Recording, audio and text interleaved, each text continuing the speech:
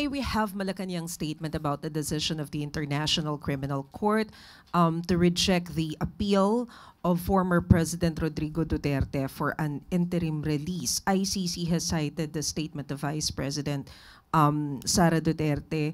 I think it was about the plan to break FPRRD from the detention cell. Your thoughts on that, ma'am? Unang-una po, uulitin po natin na ang pamahalaang Marcos Jr. ay hindi po kasama sa kasong kinakaharap po ngayon ni dating Pangulong Duterte.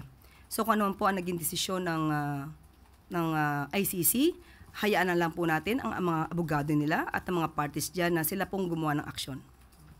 Pero despite po the considerations cited by the ICC, may mga inilabas pa rin po na statement. For example, si Congressman Pulong saying na it is a political theater to all kidnappers of my father. I will make sure that you will pay for this crime that you have committed.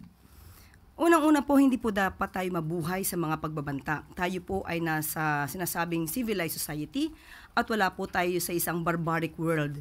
So dapat po tayong tumugon kung ano po ang rule of law at hindi po tayo dapat natatakot o lagi na lamang nabubuhay sa pananakot.